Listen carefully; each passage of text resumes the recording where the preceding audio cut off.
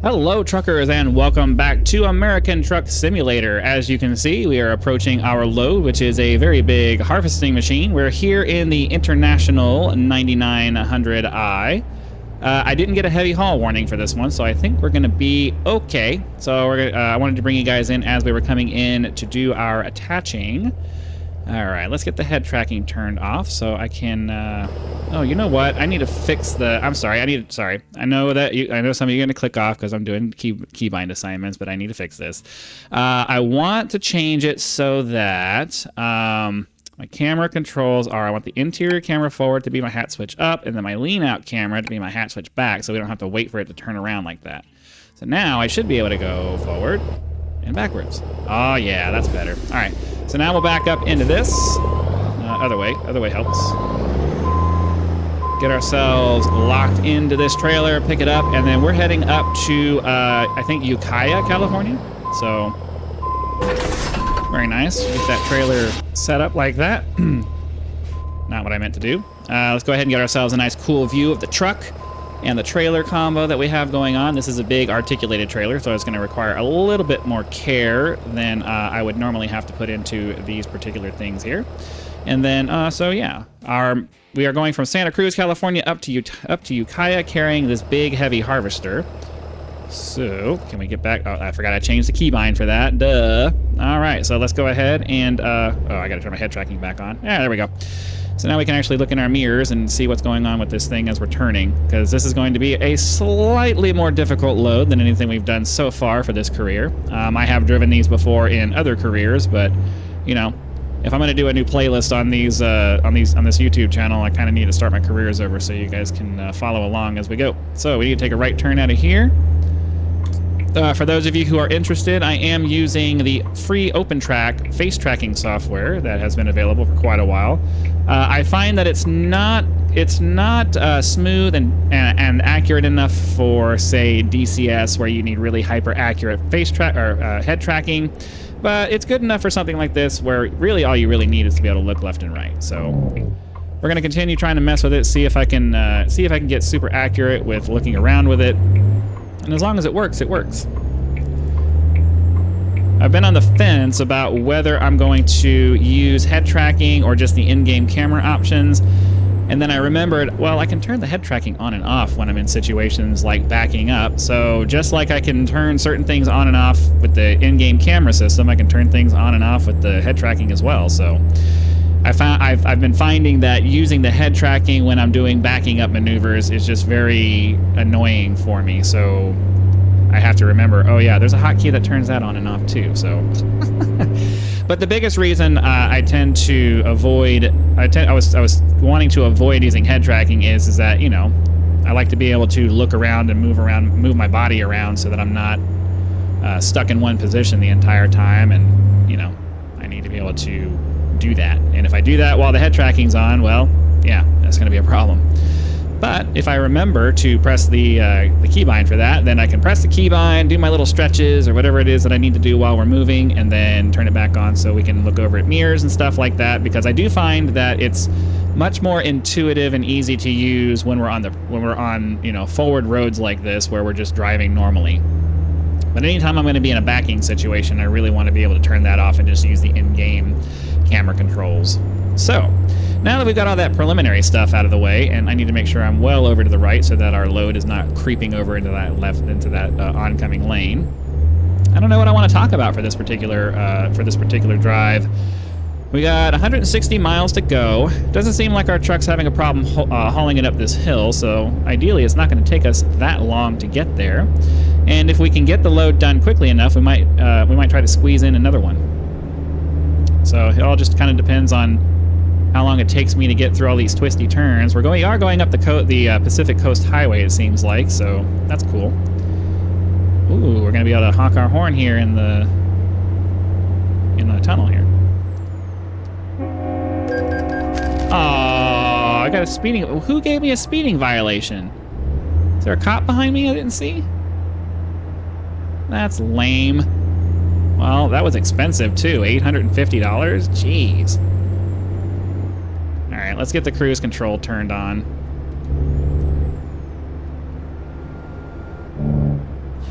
Don't want to get hit again. All right, we're slowing down to 30. Oh, we're in San Francisco.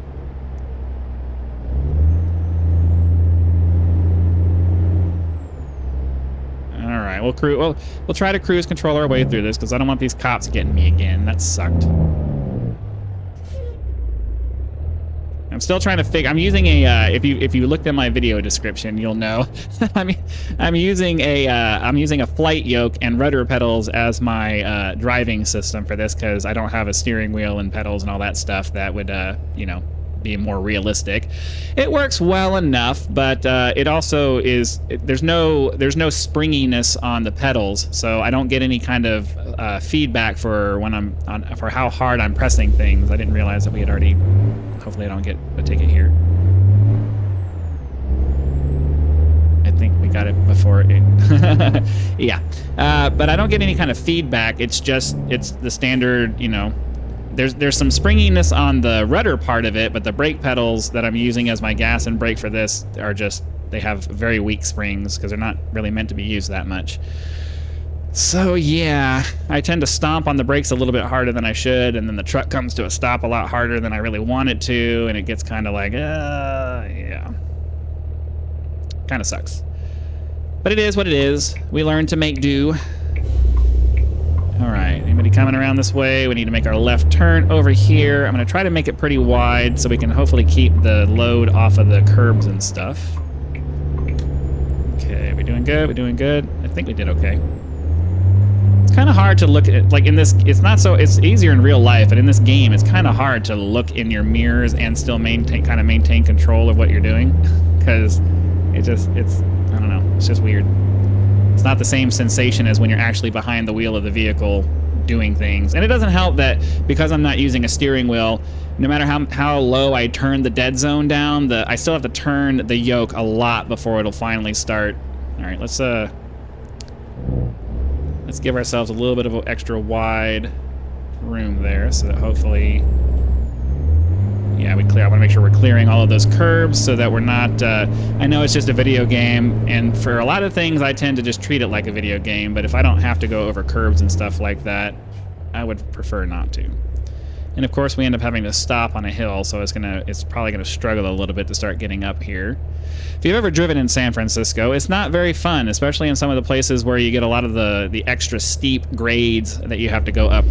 My favorite story is I saw a bus. I saw a 40-foot bus trying to go up this zigzaggy area. If you've been to San Francisco, you know what I'm talking about because you can't miss it. It's the one place where it's super steep and it's super zigzaggy, and it's just because they had to zigzag it so people could get up the hill. It was that steep, and this bus tried to go up and down it. And they were trying to come down it, and they were just really struggling with it. They got stuck, and traffic got all backed up, and it got pretty ridiculous pretty quick. If you are returning to this video from previous iterations, you'll notice that our GPS is relocated. I did download another mod that allows me to have my GPS up there in a much bigger screen, which is going to make it easier for me because now I can actually see where we're going. It's nicer to have it in the dash. Obviously, that's preferable, so it's not blocking your view of the outside, but if I have to choose between having a small unit down there in the corner and a bigger unit that's taking up a little bit more windshield real estate, but I can actually see what I'm looking at, then I'd much rather do that.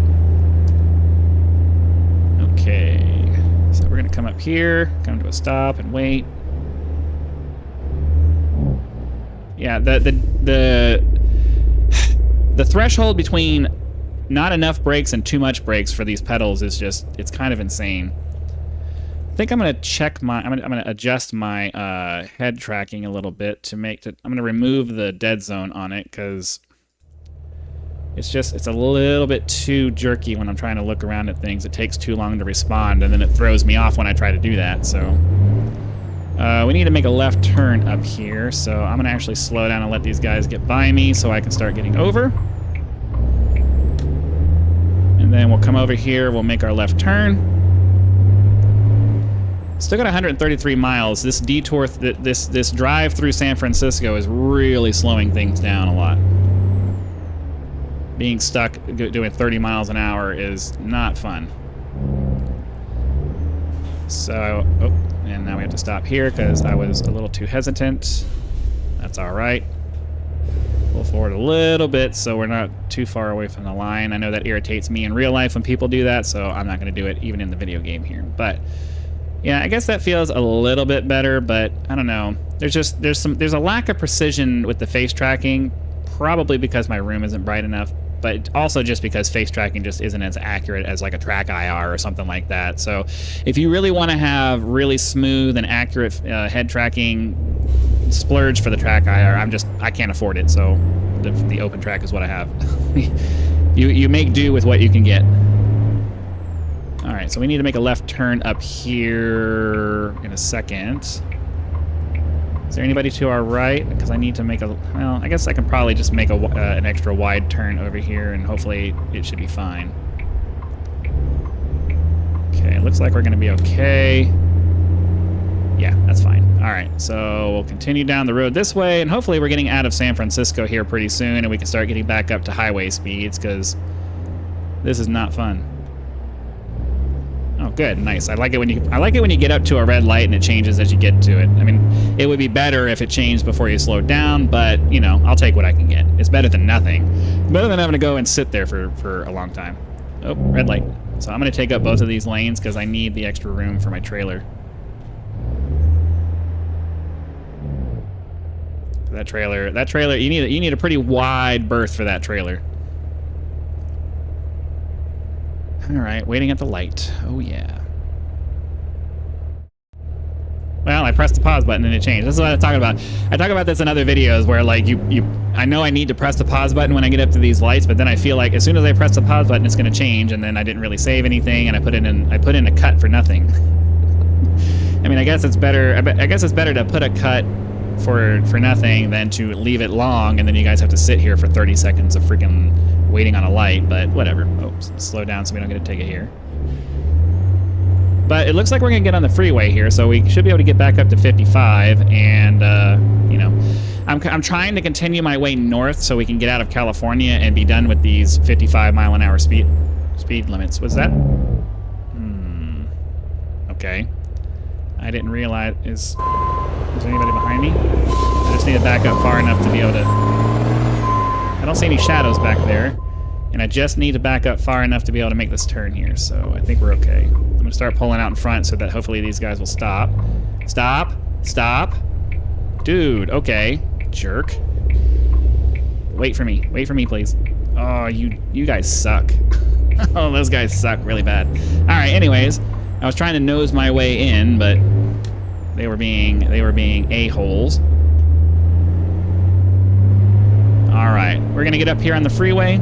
Okay, yeah, it doesn't seem like the load was too heavy for this truck. I mean, it was only 40,000 pounds, but, you know, it was by far heavier than any of the other loads that were available, so I wasn't quite sure. So, on to the freeway. 117 miles to go. We're definitely not gonna... Well, I don't know. We may start just doing two loads per video anyways, because we want to start making some progress on this series, and if I'm only doing one video, we're never gonna get it. If I'm only doing one load per video, we're never gonna get anywhere. So I may have to break my 30-minute time limit rule for these videos because, you know, at least until we get to the point where our loads are long enough to justify, you know, they're long enough that they take more than around 30 minutes to do, and I can put some cuts in there, and then a 20-minute video covers what took me 30-ish minutes to get done or something like that. I don't know. I haven't really decided. We'll see how long it takes us to actually get to drop off this load, and if we're closer to 25 minutes, which I imagine is probably going to be, then we'll make a decision once we get there. But I think this toll road is closed, or it's not a toll road anymore, so we should be okay. Let's go ahead and get ourselves... Oh, I guess we're slowing down because the speed limit just dropped down to 40. Oh, because we're going over the Golden Gate Bridge! Look at that! How cool is that? If you've ever driven across the Golden Gate Bridge, it is actually a pretty cool experience. Look at the plane flying over there doing a tour. Alright, so I'm going to get the cruise control turned on. get it up to 40, and then hopefully, oh, they got a couple of planes over here. Look at that. It's almost like they're dogfighting each other. There's some serious mist going on. I'm not sure what the deal is with that. Are we in our lane? Yeah, I think we're okay. All right. Well, yeah, at least we're at less than 100 miles now. Those planes really want to fly around and bug us right now. We just need to get across this bridge. Hopefully the speed will pop back up to 55 miles an hour. And then we can head up to UKIAH. And then hopefully further north. I don't remember if Oregon has the same kind of speed limits as California does. Part of me thinks that they do, but I don't remember. All right, we're up to 55 now. That's good. I really wish I had access to what my cruise control was set at, but none of the instrument options on this truck provides that information, so kind of is what it is. I just kind of have to set it and wait for it to settle and hope that it's on the right one before I start speeding, and then I get caught speeding. Because it's no fun to have to give away money like that. It's super irritating, that $820 speeding ticket that we got because the speed limit suddenly dropped to 30 miles an hour. I didn't catch it, and then all of a sudden we're getting a ticket. Turn the engine brake on so that ideally when we're speeding too much it will slow us down. I hope that's how that works. I don't remember if it works with if the cruise control makes use of that to slow you down, but hopefully it does. Down to 70 miles, almost 70 miles. I really need to pay attention to the GPS though. I got to get used to its new location. I'm used to it being down over there to the left side, right there in my field of view, but now it's up there in the top in the middle, and it's kind of hard to follow sometimes. But yeah, I'll get used to it eventually. I put something similar into my Euro truck. So if you're interested in the European Truck Simulator, the Euro Truck Simulator 2, I am doing a series over there. I'm doing 2 parallel careers. Both of them started out from the beginning. Both of them are, trying to build up into, getting higher levels and building up getting cool skills and cool trucks and stuff like that. So I like both sides of the driving experience. Hopefully you do too.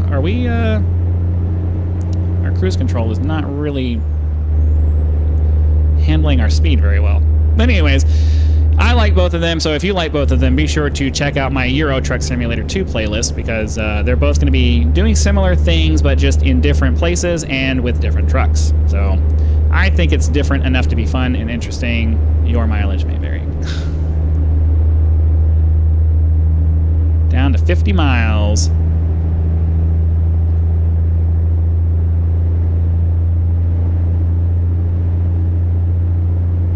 That's a cool little apartment complex. I think that's what that is. It looks like a big apartment complex over here.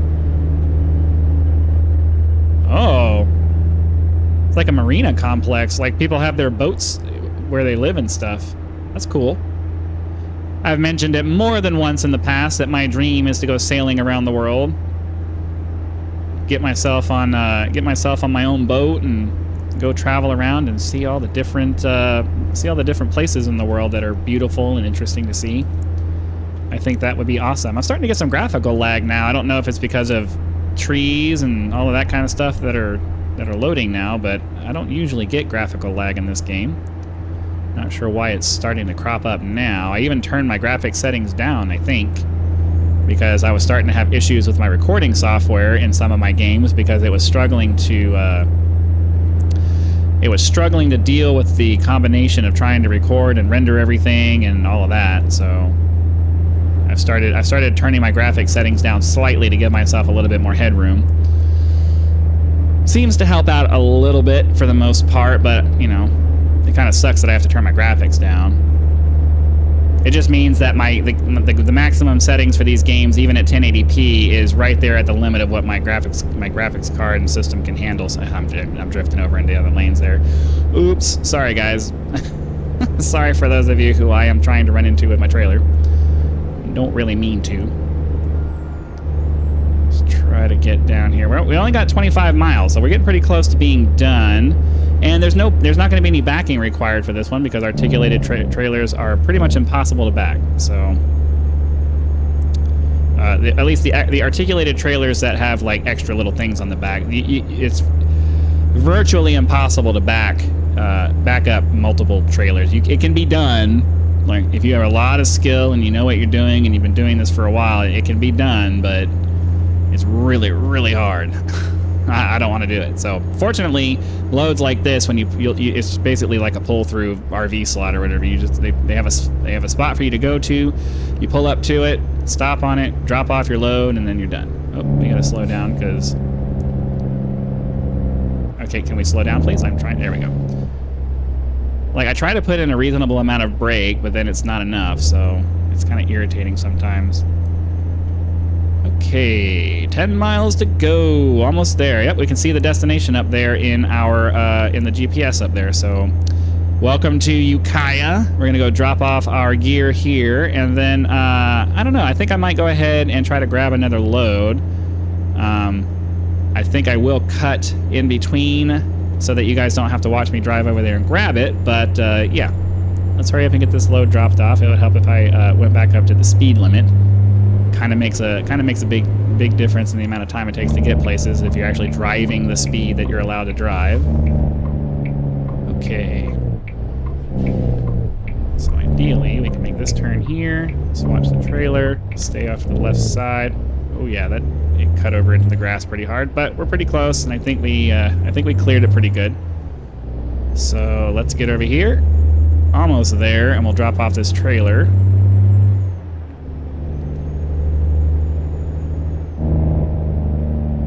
Let me turn off that engine brake.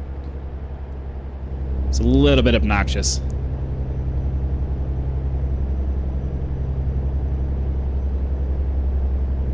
Yeah, I don't know. I think at 21 minutes, if it had been closer to 15, I probably would have went ahead and said, yes, let's do another load, but we're a little too far into this episode to mess with that. So hopefully you guys had lots of fun.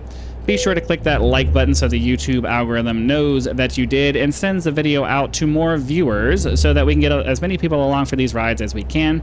If you're not subscribed, please consider doing so now so that when the next video comes out, it will show up in your video feed and you will be able to watch the videos as soon as they become available.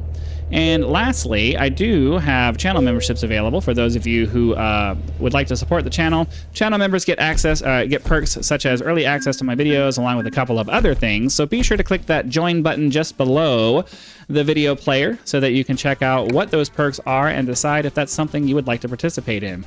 So again, thank you very much for your time. I hope you had lots of fun, and I'll see you for the next one.